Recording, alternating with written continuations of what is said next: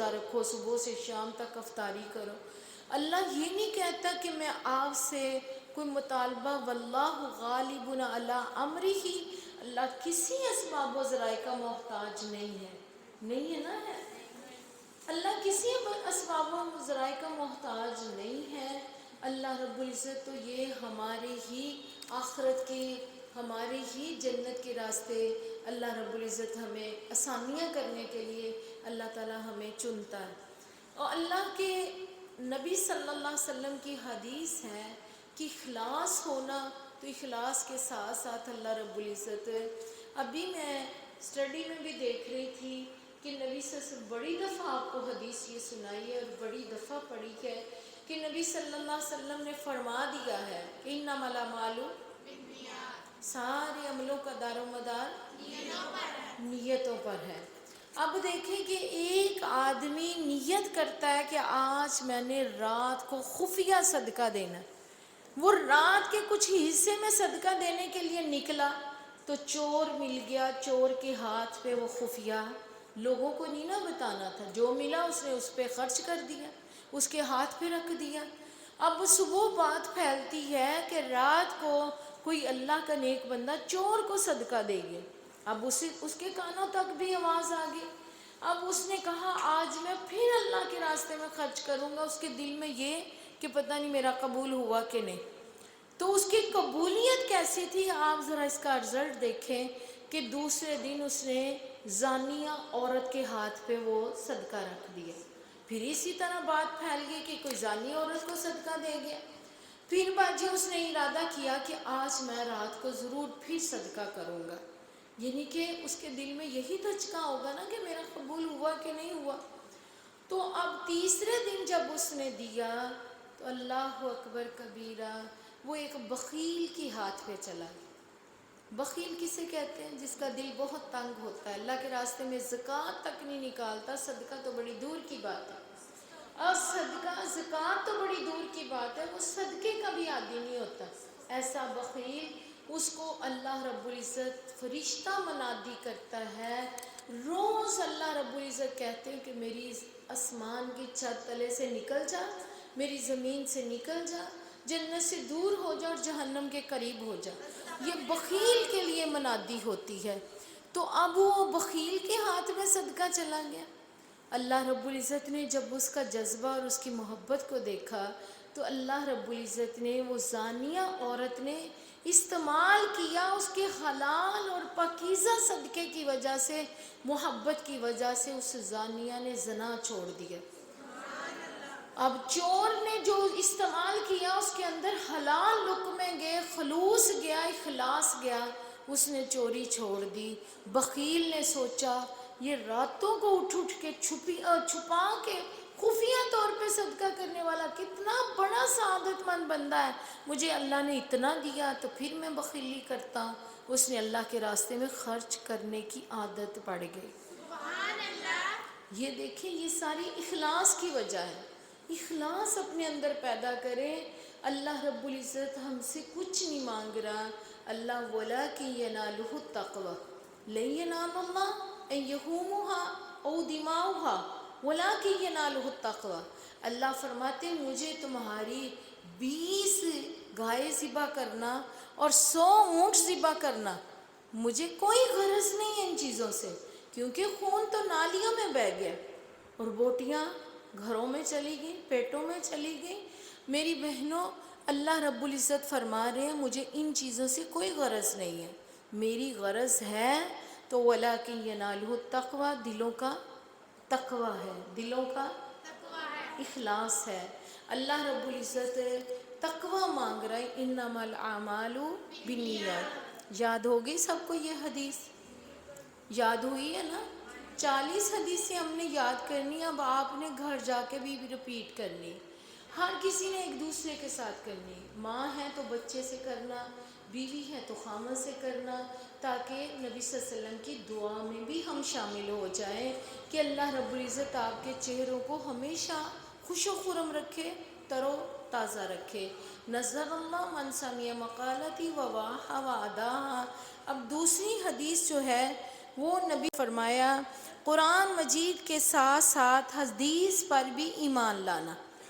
اب دیکھیں کہ ہر جگہ قرآن تقسیم ہوں گے، کوئی 200 قرآن دے رہا ہے، کوئی باجیوں 100 قرآن لے کے تقسیم کر رہا ہے، کوئی 10 لے رہا ہے، جتنی جتنی وسعت ہے، جتنی جتنی طاقت ہے، ہر بندے کا رجحان قرآن تقسیم کرنے میں لگا ہوا۔ اور آپ کو پتہ نہیں ہے مدارس میں قرآن کے ساتھ کیا سلوک کیا جاتا ہے۔ مساجد میں آپ کو کتنے اس کے پرزے ملیں گے، کتنے باجیوں آپ کو قرآن اکٹھا شہید ہوا جسے ہم کہتے ہیں، وہ پرزوں کی شکل میں، بوریوں کی شکل میں وہ ہمارے قبرستانوں میں پہنچتا ہے۔ تو لوگوں کو ان چیزوں کا ہے ہی نہیں ہے کہ قرآن کے ساتھ ہم کسی چیز اور کی طرف جائیں۔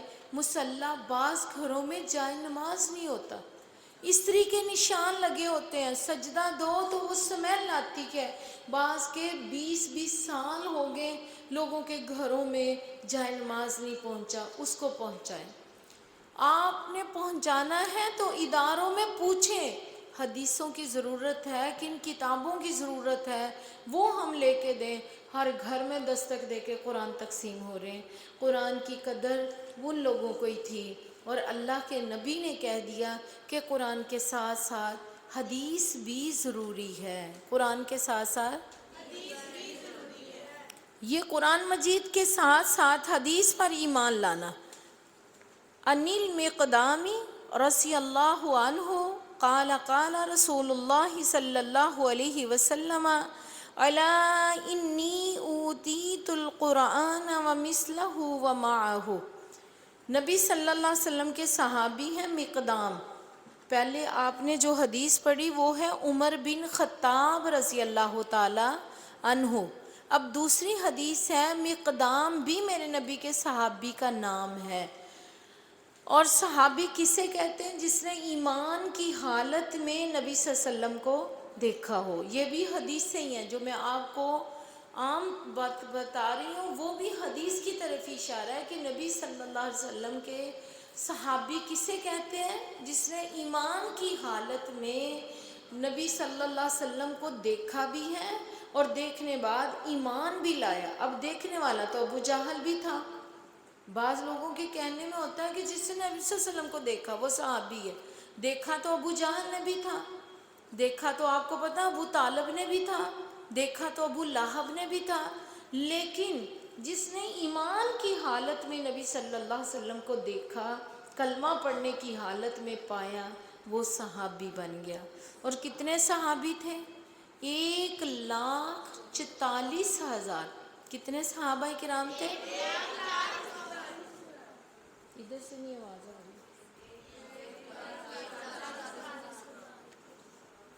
اور پیغمبر کتنے تھے؟ نبی کتنے آئے؟ 1,24,000۔ اور صحابی کتنے تھے؟ 44,000۔ اور جن میں سے 70 صحابہ کرام جنت میں بغیر حساب کے جائیں گے اور 70 کا حساب ہوگا۔ آج آپ نے اس بات پہ رونا ہے کہ وہ صحابہ کرام جن کے اللہ اکبر قدم بھی کبھی انہوں نے اپنی مرضی سے نہیں اٹھایا تھا، وہ صحابہ کرام کو بھی اللہ تعالیٰ حساب لے گا۔ 1,44,000 میں سے 70,000 بغیر حساب کے اور باقی کا حساب ہوگا۔ یہ بھی حدیث مصطفیٰ ہے۔ اب ان چیزوں سے ہمیں رونا چاہیے کہ نہیں؟ جو صحابہ کرام نے نہ اٹھے مرضی سے، نہ سوئے مرضی سے، نہ انہوں نے ایک قدم بھی اپنی مرضی سے زندگی میں نہیں گزارا، ان کا اگر حساب ہوگا تو ہمارا کیا بنے گا؟ سوچنے والی بات ہے نا کہ ہماری تو ہر بات پہ نافرمانی، اللہ کی بھی اور اللہ کے رسول کی بھی۔ تو اللہ تعالیٰ سے دعا کریں کہ اللہ رب العزت اللہم نسألک الجنۃ الفردوس برحمتک بغیر حساب، اللہ اپنی رحمت سے ہمیں بغیر حساب کے جنت کا داخلہ دے۔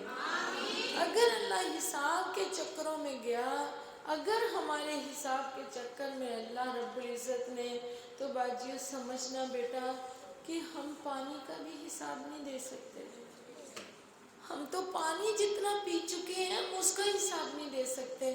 تو اللہ کے نبی نے فرمایا، مقدام رضی اللہ تعالی عنہ سے روایت ہے، اس نے کہا، قالا، اس نے کہا، قال رسول اللہ صلی اللہ علیہ وسلم، رسول اللہ صلی اللہ علیہ وسلم نے فرمایا، کیا فرمایا؟ الا انی اوتیت القرآن، میں دیا گیا قرآن، مثلہ ماؤ، اس کے ساتھ اس کی مثل۔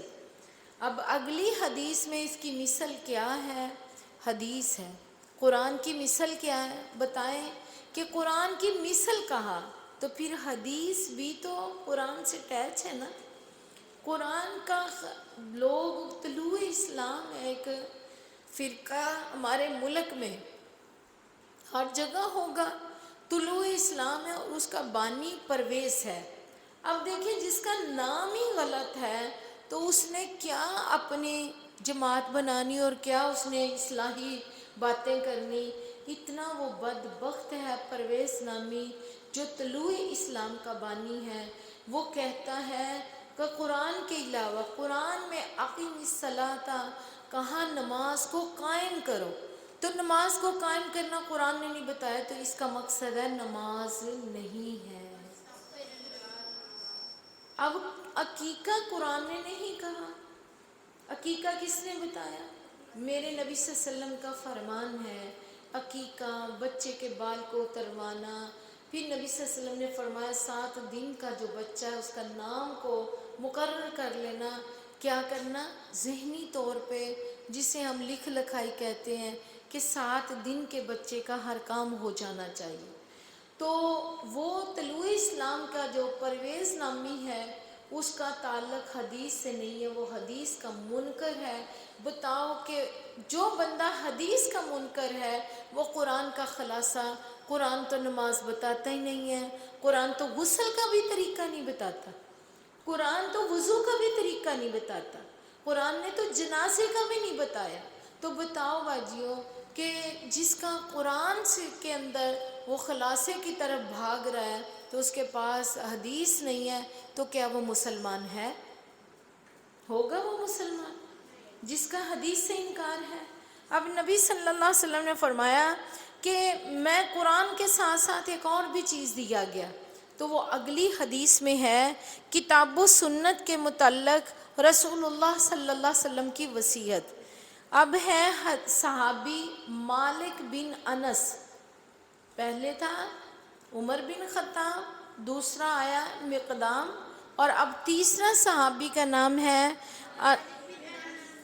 ان مالک ابن انس رضی اللہ عنہ قال قال رسول اللہ صلی اللہ علیہ وسلم ترکت فی امرین لن تضلوا ما تمسکتم بہما کتاب اللہ وسنتی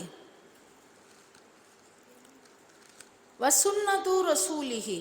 اب حدیث کے الفاظ ہیں کہ مالک بن انس سے روایت ہے، اللہ تعالیٰ راضی ہوا اس سے، اس نے کہا، کس نے کہا؟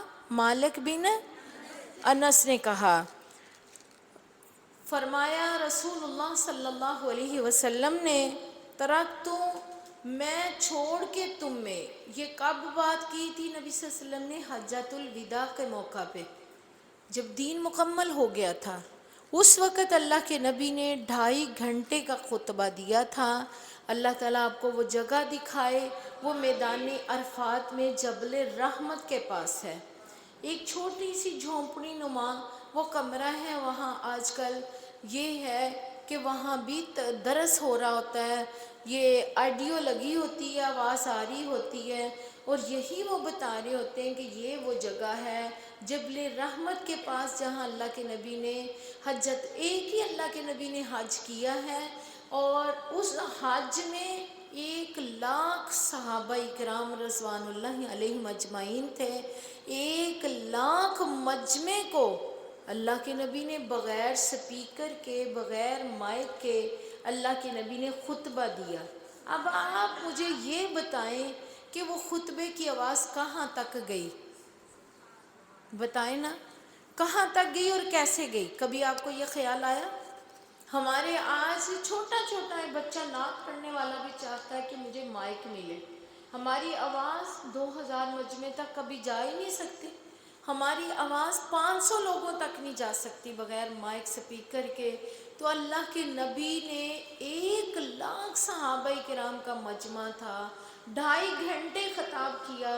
آپ اپنے ذہنوں سے پوچھیں آواز کیسے وہاں تک پہنچی, اتنی دور مجمع تک. وہ کشش تھی ایسی, ان لوگوں میں اتنا تڑپ, اتنے جذبے ہوتے تھے کہ وہ ہمہ تنگوش ہو کے بیٹھے ہوتے تھے.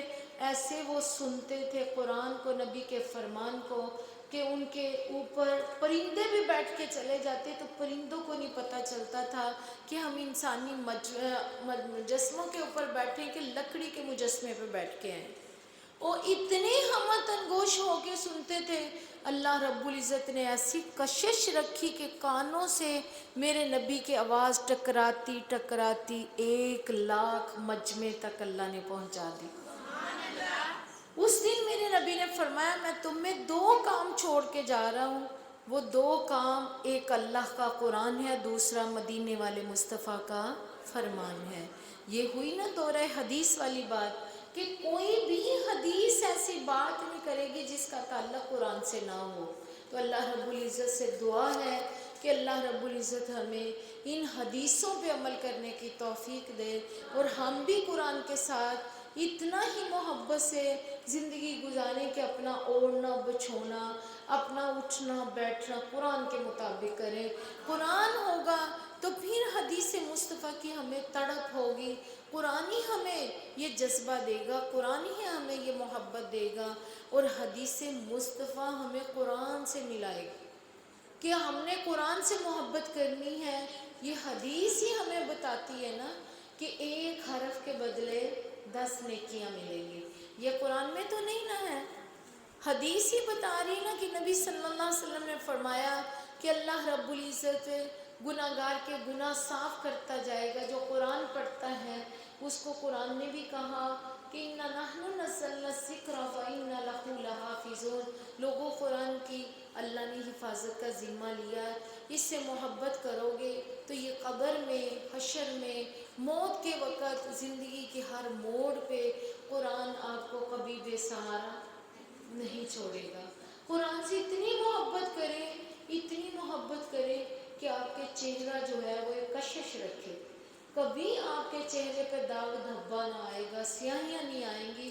آپ قرآن سے ایک دفعہ محبت کر کے دیکھیں تو اللہ رب العزت کے نبی صلی اللہ علیہ وسلم کی حدیث ہے کہ اللہ کے نبی نے فرمایا سنت خلفائے راشدین کی. اب قرآن اور حدیث مصطفیٰ, قرآن اور حدیث مصطفیٰ, یہ دونوں چیزیں اوپر 2 حدیثوں میں ہمیں ملی. اب حدیث کے بعد یہ فقہ نہیں ہمیں مل رہی. قرآن اور حدیث کے علاوہ اگر آپ کو کبھی ضرورت پڑے تو وہ کن کی, صحابہ کرام کی. اور ایسا میرے خیال میں کوئی بھی آپ کو مرحلہ نہیں ملے گا. یہ سمجھے کہ احتیاطاً اللہ کے نبی نے ہم تک پیغام پہنچایا. جس کو بھی قرآن سے کوئی چیز ایسی نہیں ہے جو نہیں ہمیں ملے گی, اور کوئی بھی ایسی کمی نہیں ہے جو حدیث مصطفیٰ ہماری نہ نکالے, جو ہمیں مکمل ضابطۂ حیات نہ ملے. یہ اللہ کے نبی نے فرمایا کہ میرے قرآن, اللہ کے قرآن, نبی صلی اللہ علیہ وسلم کے فرمان کے بعد اگر تیسری چیز ہے تو وہ خلفائے راشدین. خلفائے راشدین کون ہے؟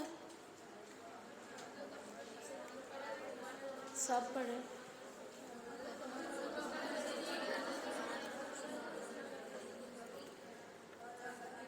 انیل ارباز ابن ساریہ, یہ صحابی کا نام ہے.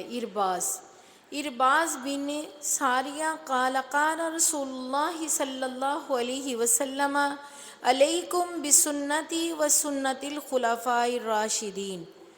ارباز بن ساریہ سے روایت ہے, اللہ تعالیٰ راضی ہوا اس سے, اس نے کہا رسول اللہ صلی اللہ علیہ وسلم نے فرمایا تم لازم پکڑو میری سنت کو.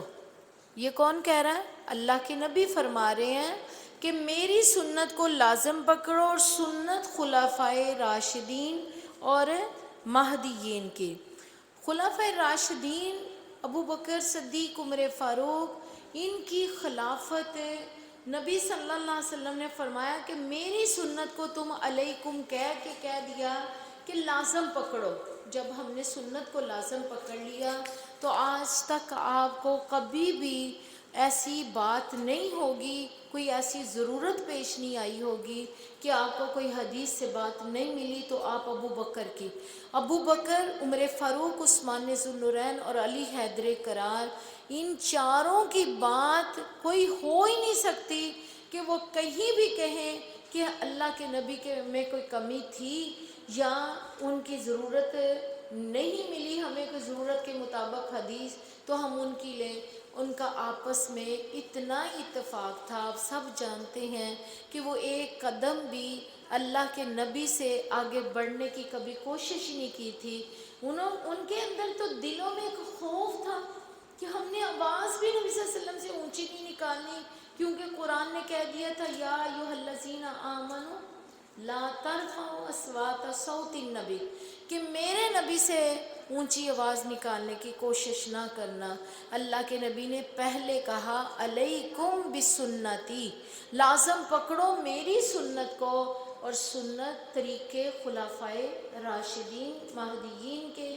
اور مہدیین کون ہیں؟ جو ہدایت والے لوگ، جو اللہ کے ولی ہیں۔ اللہ رب العزت سے دعا ہے کہ اللہ ہمارا سینہ صدر کھولے اور ہم ان حدیثوں کو دل دماغ کی پھٹیوں پہ لکھیں تاکہ ہمیشہ ہماری زندگی میں کبھی بھٹکنا نہ ہو۔ اللہ رب العزت ہمیں قرآن و حدیث پہ عمل کرنے کی توفیق نصیب فرمائے۔ اقول قولی ھذا استغفر اللہ ربی من کل ذنب واتوب الیہ۔